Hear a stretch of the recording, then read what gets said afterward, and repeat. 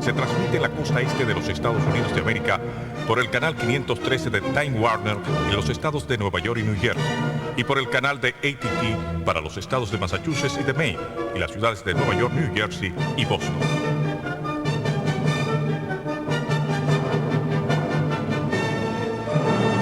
Saludos dominicanos en todo el territorio de la República, y en ultramar en la costa este de los Estados Unidos de América, e igualmente a todos sus habitantes de habla hispana. Hoy, viernes 23 de agosto del año 2002, les traemos otra edición de Agenda Nacional. Este programa sustenta los valores de la libertad y la democracia y el derecho de los dominicanos y los latinoamericanos al desarrollo económico y social, con apego y respeto a los principios de soberanía y autodeterminación que sustentan y hacen posible la convivencia pacífica de pueblos y naciones, para identificar y analizar los obstáculos que han impedido e impiden que alcancemos la condición de vida y la felicidad a las que somos acreedores. Les habla Leopoldo Espaillat Anita, y para llevar adelante este programa contamos, como siempre, con la ayuda y colaboración de nuestro amigo, el licenciado Roger Orlando Pinto. Buenos días, Roger. Muy buenos días, Leopoldo. Antes de comenzar, yo debo decir que no lo incluí en la agenda. Ajá. En los cambios que el secretario de la Fuerza Armada calificó de rutinarios, originalmente ya ha llevado al retiro de 99 oficiales, entre ellos 7 generales. Bueno, ahí incluyendo generales de las Fuerzas Armadas y de la Policía Nacional. Vamos a dejarlo ahí porque esos son rutinarios. Son rutinarios. Como los rutinarios no vale la pena pues establecer ningún comentario, pues vamos a... Yo tengo 2 puntos también preliminares. Congreso Nacional. Uno tiene que ver con el Congreso Nacional y la Constitución, y es a propósito del proyecto ese del ferrocarril. Yo le comenté al diputado Pelegrín Castillo, que fue quien me llevó el contrato a mi casa, que la primera lesión que tiene ese contrato es que es un monopolio. Otorga a la concesionaria la exclusividad del sistema ferroviario dominicano. Eso es sencillamente prohibido por la Constitución de la República. Entonces yo reflexionaba con él, hablé con él por teléfono, le dije, hay que tomar una medida, proponla. No es posible que el Congreso se apodere de algo que choca con la Constitución de la República, que invierta tiempo en discutir algo que choca con la Constitución de la República, y lo que es peor, que llegue a aprobar algo que choca con la Constitución de la República. Entonces debe comenzar por establecerse un tamiz, un colador previo al apoderamiento de los organismos del Congreso Nacional, y es establecer allí, ya que no hay en el Palacio Nacional una consultoría jurídica como la que Dios manda, porque se supone que las cosas que salen del Palacio tienen que pasar por ese tamiz para garantizarle al presidente de la República que no envía nada al Congreso Nacional que no esté ajustado a la Constitución. Que, por cierto, una de las cosas que decía ese expediente era que la consultoría jurídica estaba dando testimonio de que todo eso estaba conforme a la ley y al Estado de Derecho. Imagínense usted. Y choca con la Constitución de la República. De entrada. Entonces, lo que tiene que hacer el Congreso Nacional, vista esas lesiones reiterativas que dependen mucho de la calidad de esa persona que designa el presidente de la República en el cargo de consultor jurídico del Poder Ejecutivo, que debe ser un jurista de mucha talla, de mucha experiencia y de mucha responsabilidad, para poderle decir al presidente, eso no se puede hacer, por esto y por esto y por esto. Como todos los funcionarios del gabinete que deberían ser de ese jaez, de esa calidad, que le puedan decir al presidente, eso no se puede hacer. Entonces, bueno, pues el Congreso tiene que instalar un equipo de juristas de alto calibre, al cual pasarle todas las iniciativas del Poder Ejecutivo antes de apoderarse de ellas, antes de ponerla en agenda, antes de enviar a la comisión, que le digan si eso está dentro de los términos que exige la Constitución de la República para su cumplimiento. No está, sencillamente se le devuelve al Poder Ejecutivo, señalándole. Y si hay alguna disparidad, entonces acudir a la Suprema Corte de Justicia, a esa Suprema Corte de Justicia, porque no tenemos otra, para ver si asume su responsabilidad y da un veredicto acorde con lo que son las interpretaciones correctas de la Constitución. ¿Y cómo acogió el diputado Pelegrín sus...? Quedó en pasar por mi casa. Voy a ver si llega, porque a veces me dice que va, a veces no se aparece, pero vamos a esperar. Yo espero que sí. Después recibí una comunicación, minutos antes de salir para acá, del amigo Pedro Manuel Casal, de una carta que le envió a los señores Rafael Acevedo y al padre Abelino Fernández, que tienen el programa El Día en el canal 11 de Telesistema. Y se le quejaba aquí con esta carta a Pedro Manuel, a ambos, de los términos en que ellos se expresaron respecto al concepto de patria. En su primer párrafo dice la carta: sentí asombro y alarma cuando les vi y les escuché en la mañana de hoy, eso fue el agosto 19, hablar sobre el concepto de la patria en términos absolutamente divorciados de la realidad. Para el padre Abelino, la patria es la persona humana y los símbolos patrios, la bandera y el escudo son elementos triviales, innecesarios y hasta peligrosos.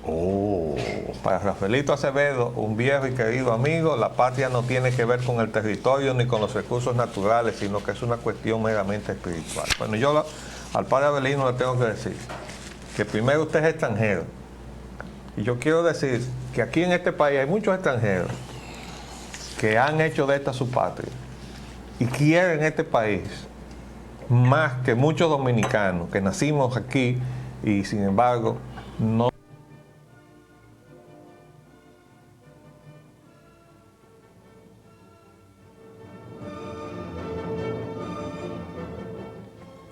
Bueno, pedimos excusas porque aquí llegó Lo que faltaba. No, llegó lo que está quejando a todo el país, la crisis eléctrica.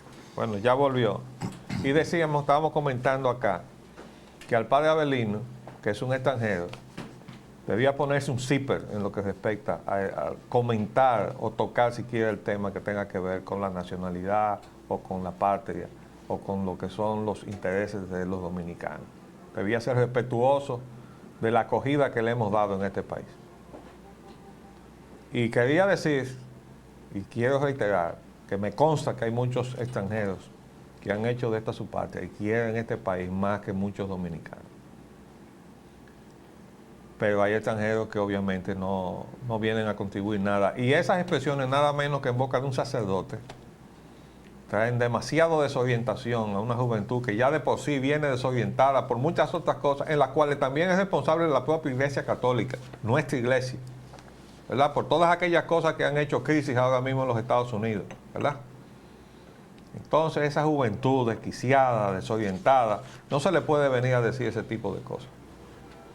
Y en cuanto a Rafaelito Acevedo, que sí es dominicano, queremos decirle que como él se ve que no ha pasado por la experiencia triste de verse fuera de su país, exiliado, forzoso, fuera de su país. Nosotros no hemos tenido esa experiencia, pero tenemos amigos que lo fueron. Y eso es lo más triste del mundo.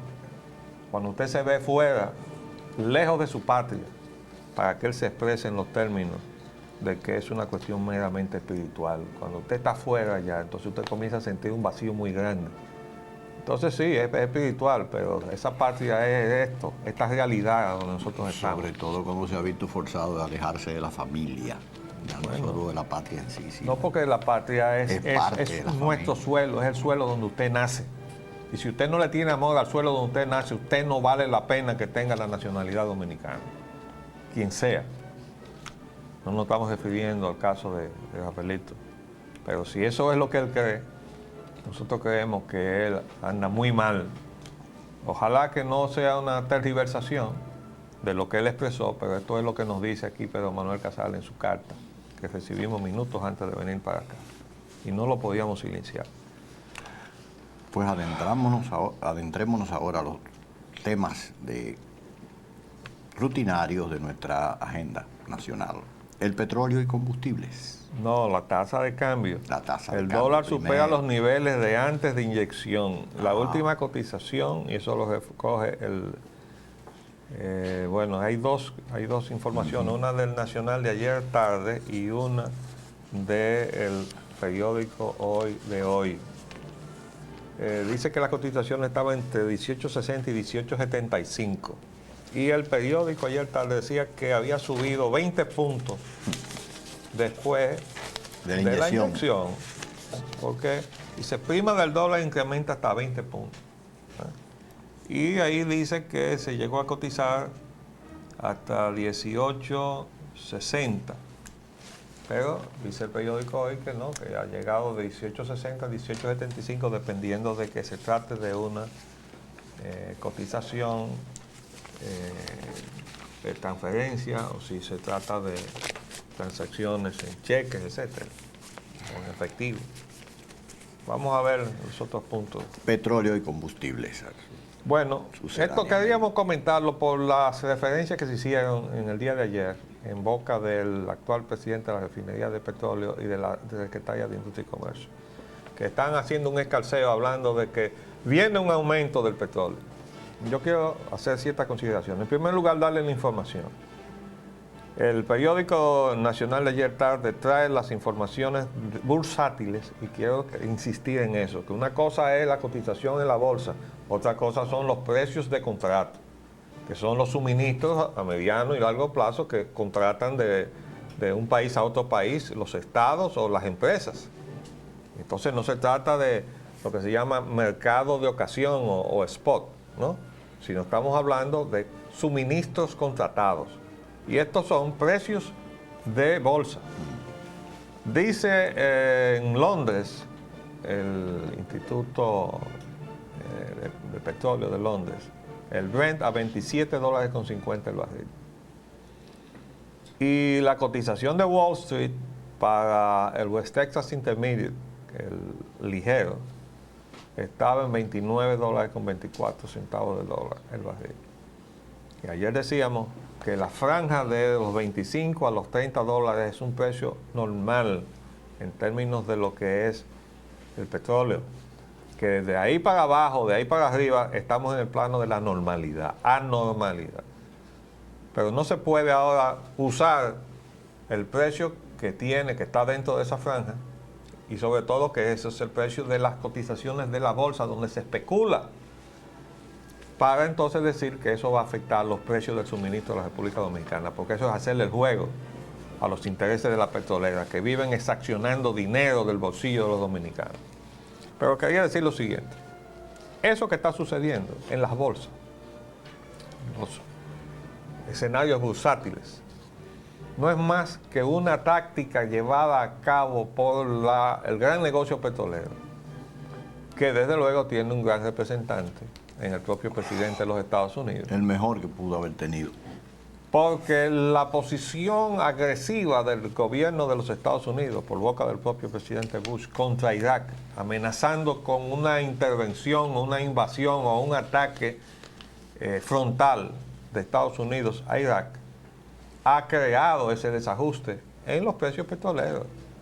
Y conociendo nosotros, como sabemos, cómo se rejuegan esas cosas, pues sabemos que eso tampoco es una casualidad. Eso es una forma de estimular el precio porque la economía sigue postrada. La economía de Estados Unidos está estancada, la economía del mundo está estancada y por tanto no hay posibilidad alguna de que suban o repunten los precios del petróleo. Entonces, para hacer que repunten los precios del petróleo, se recurre a una situación casi de guerra.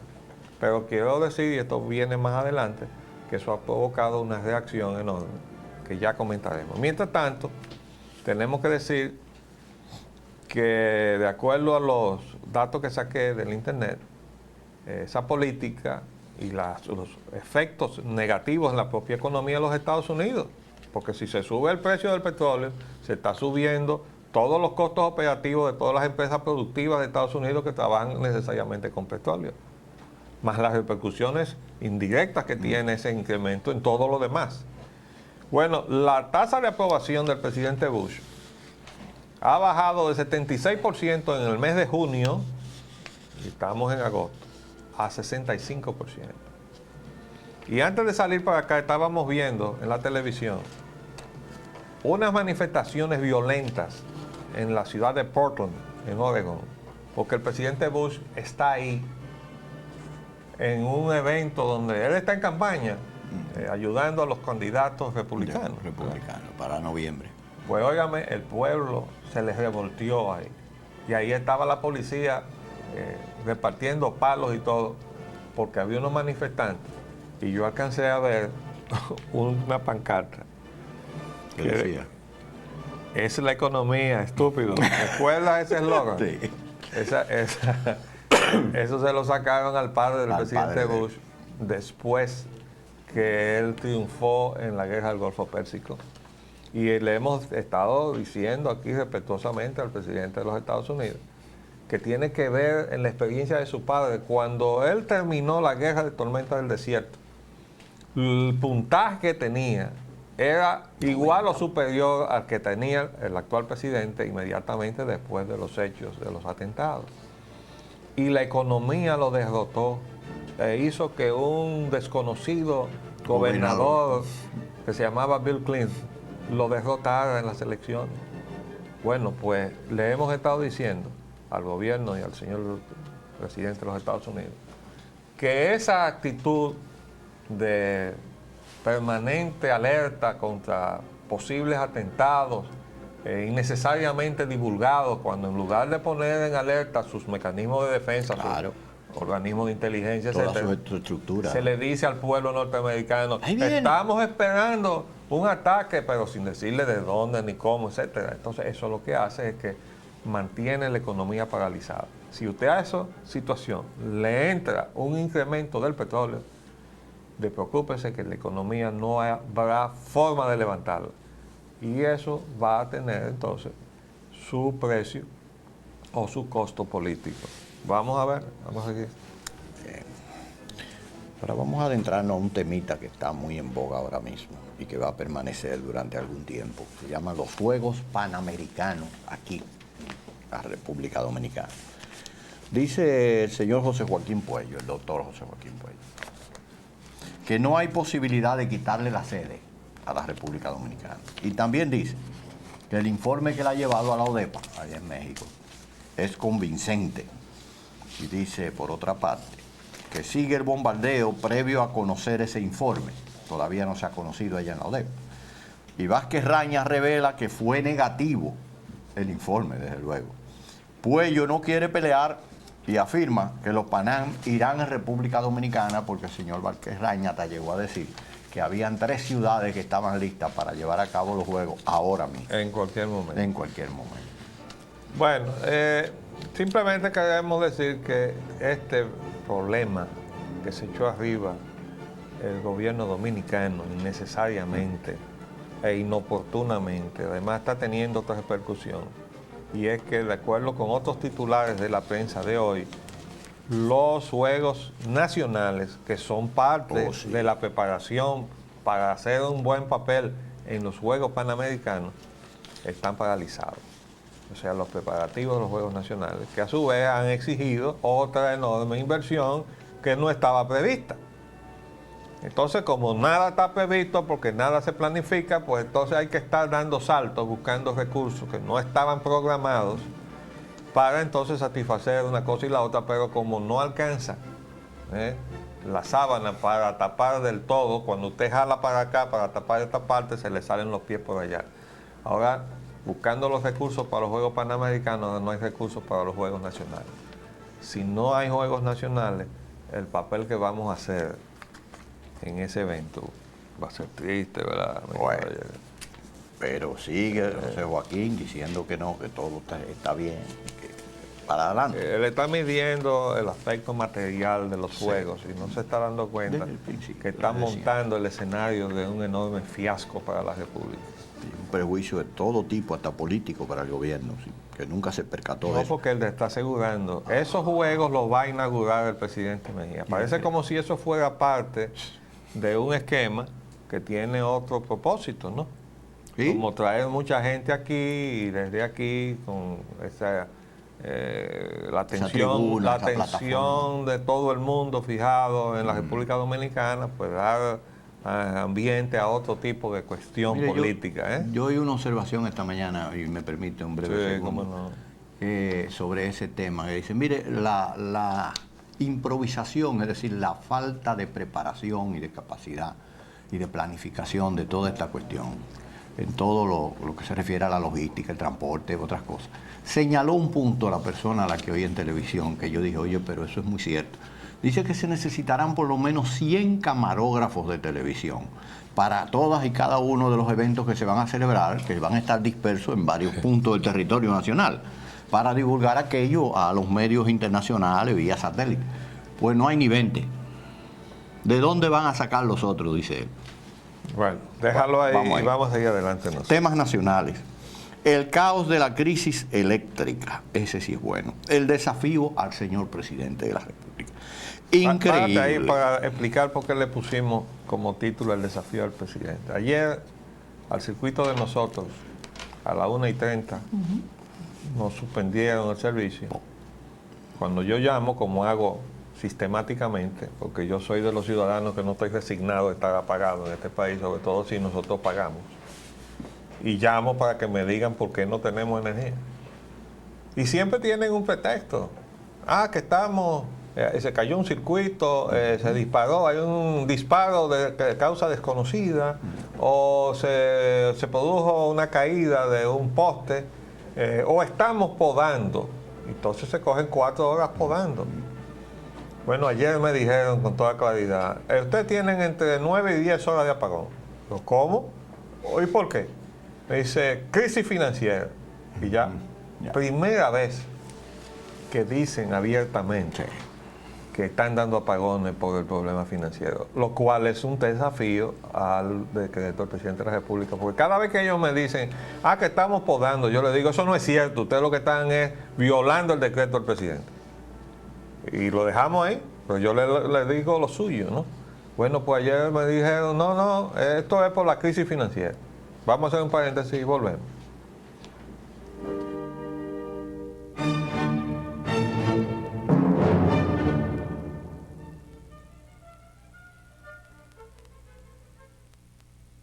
Bien, estamos en el tema de la crisis eléctrica. Vamos a leer los titulares que tenemos desde ayer. Sí, señor. Increíble. Empeoran los apagones. Largos apagones evidencian la caída del sistema. Colapso total. Baleados en Capotillo. 4 heridos en líos de Capotillo. Enfrentamiento en Barahona por apagones. Atacan a oficina de Edenorte. Bueno, esto es interesante porque todo eso está en el periódico nacional. Pero dice aquí la oficina de Edenorte que atacan en San Francisco de Macorís. O sea que hay líos en Barahona, líos en Capotillo, hay líos en San Francisco de Macorís. Y va a haber líos en todas partes porque es que la gente no puede aguantarse más la situación de atropello que significa esto es una extorsión que se le hace al país y al gobierno de parte de gente que no tiene calidad para estar sentados ahí. Pero sobre eso vamos a ver porque hay adelante algunas cosas interesantes. Sí.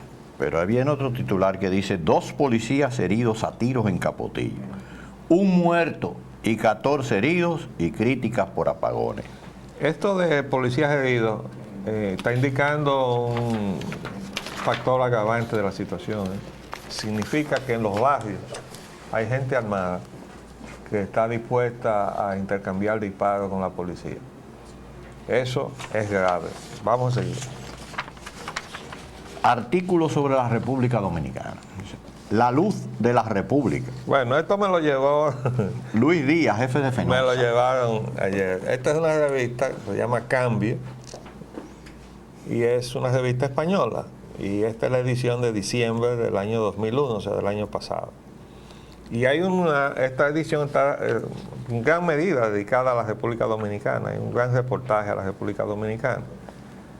Y ahí, sin embargo, trae un reportaje que nosotros realmente no podemos aceptar. Porque en el medio de la crisis que tenemos ahora mismo, mire cómo maneja esa revista. La luz de la República. Esa foto de ese caballero que se ve ahí, ese es el presidente de Unión Fenosa. Y el de aquí abajo, ese que está ahí abajo, acérquenlo ahí. Ese es el gerente que está aquí, el señor Luis Díaz. Ese es el que nos está dando apagones a nosotros, ¿verdad? Pero, de acuerdo a la revista, esa es la luz de la República. La compañía Unión Fenosa realiza una decidida apuesta, porque eso es una terminología muy española, usar que apuesta por tal cosa, queriendo decir que está haciendo tal cosa. Apuesta por aumentar la inversión en la República Dominicana. ¿Cuál inversión? ¿Cuál inversión? Tras crear y consolidar los cimientos de todas sus redes eléctricas. Señores, nada más queríamos mostrarles eso. Vamos a seguir adelante. Sí, porque los siguientes titulares dicen: presidente de AIR, que es la señora... Esa es la Asociación de Industria de la República Dominicana. Sí. Dijo que las distribuidoras obtienen beneficios con apagones. Y también dijo que estas empresas no han invertido en el país lo acordado. No han invertido nada. Bueno, aquí está la señora Elena Villella de Paliza, la flamante nueva presidenta de la Asociación de Industria de la República Dominicana, miembro, la única dominicana o dominicano, miembro de Diálogo Interamericano. Le hemos vaticinado que va a entrar en política, ¿verdad? La carrera presidencial. Ya desde la posición que asume, ya está pronunciándose con relación a temas importantes y lo está haciendo de forma correcta, de modo que le vaticinamos que va a tener una buena trayectoria, ¿no? Y además el presidente se lo vaticina también, se lo vamos a recoger ahora. Pero oigan las frases de la señora Villella de Paliza. Dice que las distribuidoras de electricidad no deben alegar incapacidad de cobros para justificar los apagones financieros, porque eso forma parte del bajo precio que pagaron por los activos que adquirieron de la CDE en la capitalización. Dice, el sistema de cobro estaba calculado en sus números y las distribuidoras eléctricas se comprometieron a mejorarlo y deben hacerlo. Y además deben hacer las inversiones en la infraestructura de distribución a que se comprometieron, en lugar de continuar presionando al Estado para integrarse verticalmente. ¿Usted sabe qué quiere decir integrarse verticalmente? Un monopolio vertical. Porque se está violando el concepto fundamental de la capitalización, que era separar las distintas funciones. Pues se le ha permitido que el que estaba en una cosa se ponga otra cachucha, ¿no?, de distribuidor, pase a generador y se compre a sí mismo la energía que nos va a vender a nosotros al precio que les dé la gana. Y sigue diciendo la señora Villella de Paliza que es inconcebible e inaceptable que las distribuidoras de electricidad manipulen la demanda dando apagones financieros para obtener mayores beneficios en perjuicio de los consumidores, porque a nosotros nos tienen una facturación fija ahí, y ellos nos dan apagones y se ahorran la suma de dinero que supone la compra de los combustibles. Y dice también, debemos ahora asegurarnos que todos los generadores con contrato o sin él, vinculado o no, participen en proporción importante en el mercado spot o mercado de ocasión, ya que existe la ley energética y hay un reglamento. Que es la que quieren acomodar las distribuidoras. Lo que pasa es que ellos ahora no quieren cumplir ese ese reglamento y quieren que se lo modifiquen para que se lo acomoden a lo que las expectativas de asalto que nos tienen a nosotros. Vamos a ver ahora lo que sigue. El presidente Mejía dijo al mismo tiempo que habrá soluciones duras a la crisis eléctrica. Su ministro de Energía está en el suelo y pagan 120 millones a la generadora Coyentric. Bueno, 120 millones de pesos. Yo quería aquí hacerme eco de las expresiones del presidente, porque teníamos que decirle al presidente que estas expresiones de él están en el contexto de la crisis energética. Deberían estar a tono con la gravedad de la crisis. No es una materia de broma, que ya no está vista de buen talante por los dominicanos. El presidente es muy propenso a cogerlo todo a broma. Y no está mal que de vez en cuando nos aligere el pesado ambiente de la política con alguna muestra de humor, pero no puede hacer de eso la regla. Y el presidente parece darle todo una tónica de broma. Oigan esto. Dice, Mejía, sin embargo, entiende que los apagones no han afectado al sector empresarial, aunque reconoció que sí al pueblo. Al sector empresarial no. A la gente es que más le ha afectado porque los empresarios y los burgueses tienen sus plantas. Dijo Mejía. Hasta usted tiene su planta en su casa y yo también, comentó a una periodista de la televisión, quien le aclaró que sufre de los apagones al igual que la gente común. No tiene planta. Y si usted no tiene, preguntó la periodista, y cuando esta le ratificó que no, Mejía le dijo, yo no tengo apagones porque yo tengo una planta.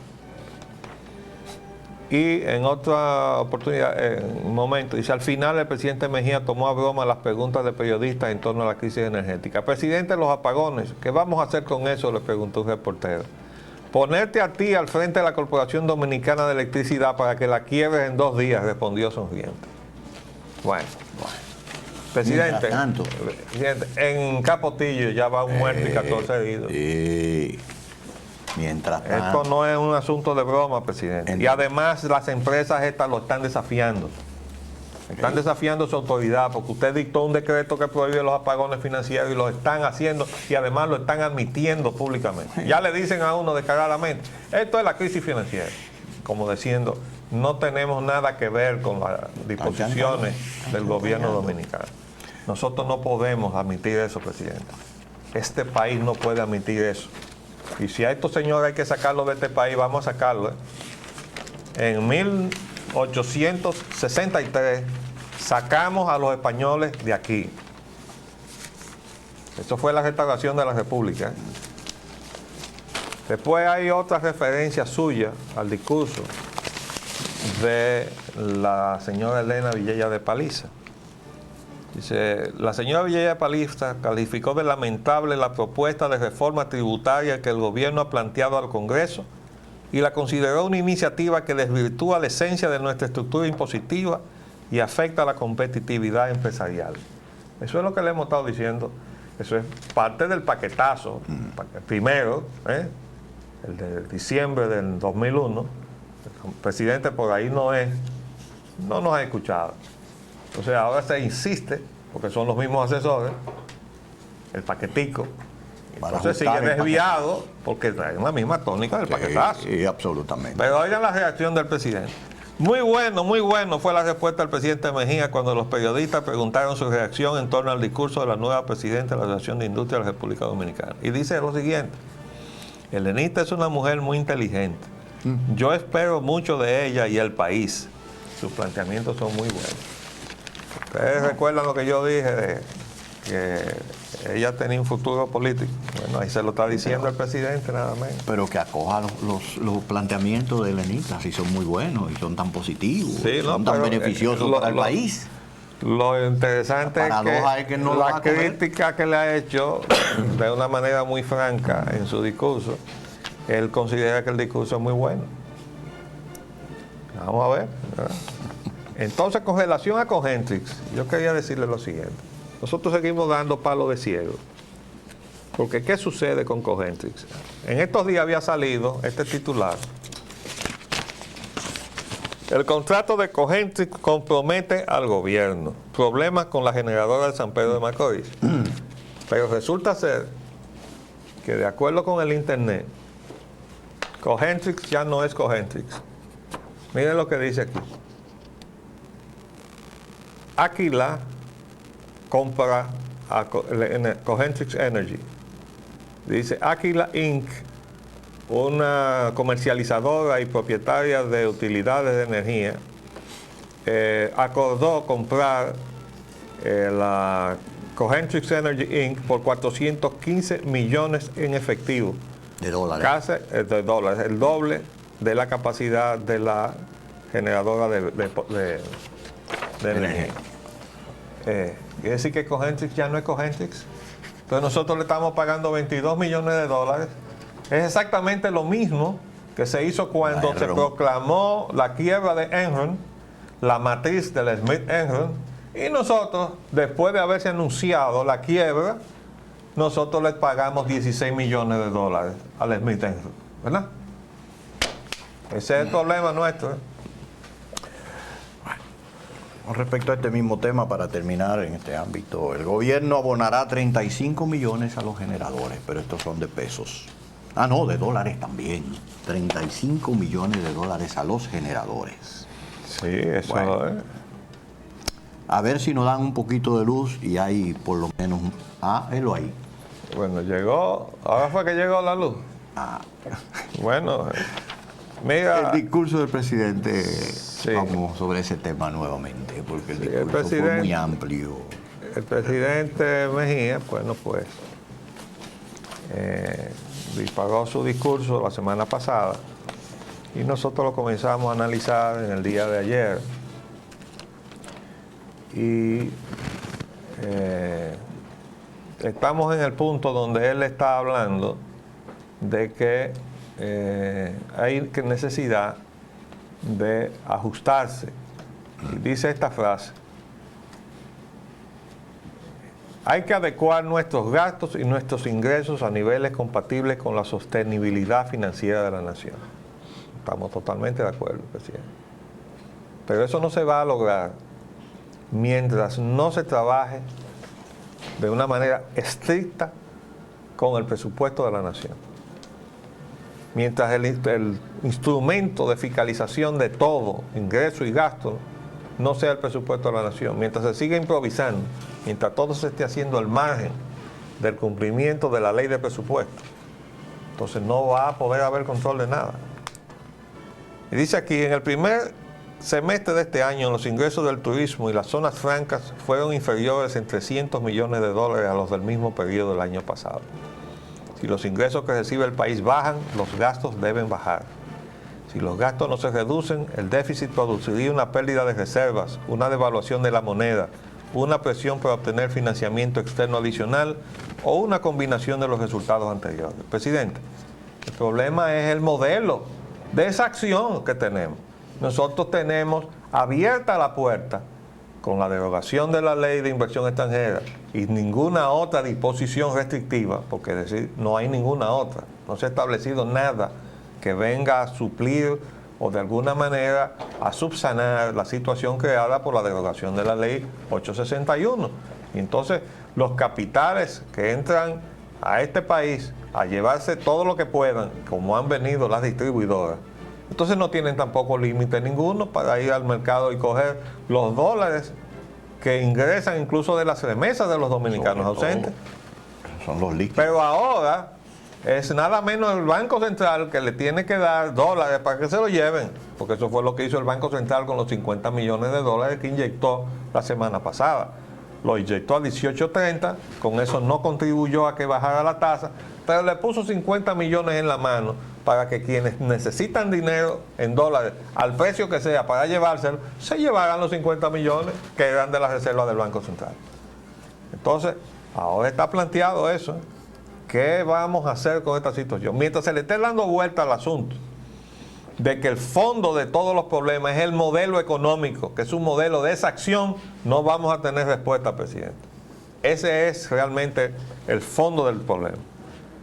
Lo demás, bueno, pueden bajar los ingresos, efectivamente, pueden bajar, y si la situación se mejora, pues suben. Pero mientras tengamos la puerta abierta para que lleven, sin control de nadie, cuando las cosas bajan, entonces se hacen críticas en las situaciones, que es lo que hemos estado viviendo. Por otra parte, dice aquí que para evitar el déficit externo alcance niveles insostenibles, el Poder Ejecutivo ha considerado que la alternativa más sana es elevar el ahorro interno del sector público a través de un recorte del gasto y un aumento de recaudaciones fiscales. Está muy bien, lo que pasa es que se está planteando que lo que se ahorre por esa vía se va a gastar por otra. Por ejemplo, van a seguir dando el asunto del subsidio para las madres, para que manden a sus hijos a estudiar. Escuela. Pero ¿y por qué no se hace que sea gratis la educación escolar, que no lo es? Porque el negocio en que ha caído en la educación, El sector de educación. está obligando al Estado a subsidiar a las madres de más escaso poder adquisitivo para que sus hijos puedan ir. Pero es como consecuencia de que se ha dejado que todo haya caído en un negocio. Bueno, lo que hay que corregir es el negocio. El negocio. Entonces parece como al asunto ese que surgió el otro día que nosotros criticamos, de que a los que caen presos por cuestiones de tránsito, entonces si tienen un seguro que ahora está en el mercado de cierto tipo, con el patrocinio de la policía, de la Procuraduría General de la República, etcétera, el que está obligado a ser detenido entonces va a un hotel y pasa la noche muy bien, confortablemente, hasta el día siguiente cuando le pasen causa, porque está protegido por la ineficiencia de lo que debería ser algo corregible, ¿no? Eso no se corrige para poder entonces justificar el negocio. Crear una necesidad de un negocio de esa naturaleza, que es lo que han hecho con la educación. Entonces, todo se está haciendo así. Hay agua de mala calidad, bueno, la solución es que la gente compre agua embotellada, y a veces el agua embotellada tampoco tiene la calidad. Exactamente. Entonces hay enfermedad embotellada. Embotellada y distribuida. Entonces, dice el presidente, y olvidé comentar ahorita eso, Roger, cuando él dice, bueno, yo tengo mi planta. Presidente, ¿usted sabe lo que significa cuando esta gente da esos apagones? El dispendio más grande que usted se puede imaginar de combustible. Porque cuando comienza a funcionar toda esa capacidad instalada de emergencia que se saca cuando funciona el sistema nacional, comienza todo el mundo a consumir combustible. Y las petroleras muertas de risa. Porque esas sí van bien. Porque como su negocio no es que el país ahorre energía o consumo de combustible en el caso de ella, sino todo lo contrario. Cada vez que nosotros entramos en la vertiente del dispendio, que es lo que nosotros teníamos más capacidad instalada en emergencia que lo que tenía el sistema eléctrico nacional. Ahí llegó el deterioro de la situación energética nacional. Bueno, pues esa capacidad está ahí, y cuando el sistema se cae, entra en juego esa capacidad instalada, pero consumiendo combustible. De modo que, señor presidente, cuando usted prende la planta de su casa, usted está consumiendo combustible. Y cuando el vecino prende la suya, está consumiendo combustible, y el otro, todo el mundo está consumiendo combustible. Y está contribuyendo a distorsionar la economía. Pero, y eso es lo que entra en el gasto. Y eso va entonces a presionar los dólares. Los dólares directamente. Porque ese combustible se importa con dólares. Claro. ¿Verdad? Entonces, aquí hubo dos distorsiones tremendas, que fue la de la distribución de la energía, la crisis de la energía y la crisis del agua. Cada persona ha tenido que hacer su cisterna y su acueductico pequeño. Todo el mundo tiene una corporación de electricidad pequeña, digo, la clase media que se lo puede permitir, y un acueducto pequeño. Qué bueno que tú pusiste el tema, porque se me olvidaba decir, señor presidente, cuando estos abusadores de las distribuidoras que están protegidas por el gobierno suyo nos dejan sin energía, también nos dejan sin agua. Quiere decir que cuando estos desaprensivos que dijeron ayer, usted tiene 9 horas de apagón, nos estaban diciendo también 9 horas sin agua. Así es. Pero no hay ninguna penalidad especial para ellos por eso. O sea, se supone que deben tener una penalidad por la suspensión del servicio eléctrico. El reglamento de la ley de energía lo contempla, y a eso es que ellos quieren precisamente abordar para eliminar todas esas penalidades. Eso en cuanto a la suspensión de la energía eléctrica. Sí. Pero debería tener como agravante una compensación, sí. ¿Verdad? Que si al mismo tiempo de dejar sin energía a un sector o a un domicilio, a un cliente, lo dejan sin agua, además, debería entonces tener una multa, multiplicarle la penalidad, ¿verdad? No tienen derecho a eso. Pero eso es esa situación que tenemos, presidente, por si acaso usted no lo sabe. En el minutito que nos queda, y para reiterar lo que usted acaba de analizar, dice, empresarios proponen cambios al paquetico. El señor Marino Ginebra dice que el gobierno debería reducir el tamaño del Estado con la eliminación de las secretarías innecesarias en lugar de aumentar los impuestos. Sí, estos son titulares que tenemos aquí desde la semana pasada. Son cosas, son aportes que el presidente debería escuchar, porque es que estos son de las cosas que dan en la dirección de la verdad. Eso es verdad. Se ha inflado el gobierno, el Estado, con una serie de secretarías de Estado que no resuelven nada. Y cuando se presenta una iniciativa como la reciente de crear la Secretaría de Energía y Minas, se hace de manera mostrenca. Distorsionada. Porque debía ser Secretaría de Energía, Minas e Hidrocarburos, ¿verdad? Pero además no debería estar patrocinada por el grupo que está sentado en el Palacio, repartiendo la riqueza minera nacional en la forma en que ya hemos demostrado aquí que se está haciendo. Porque ellos lo que están haciendo es creándose una plataforma ahora ministerial para ellos seguir en lo que están haciendo ahora mismo. Entonces, sencillamente el país no puede crear secretarías de Estado, ni para estar dándole a ningún fulano o fulana el estatus de secretario de Estado para que vaya y viaje y vive y torne con esa jerarquía, sencillamente porque esa es una compensación de la politiquería nacional, pero tampoco para que eso esté gravitando en el bolsillo de los contribuyentes para que no sirva para nada, porque vamos sobre una secretaría de Estado que se llama Medio Ambiente y Recursos Naturales, porque vamos a demostrar que esa sí estaba justificada para crearla, pero que no está cumpliendo con su cometido. Bueno, ahora se nos dice que se terminó el tiempo por el día de hoy y también por el de esta semana, pero vamos a volver la semana entrante si Dios así lo permite. Les hablamos Leopoldo Espellán Anita y Roger Ogando. Hasta luego.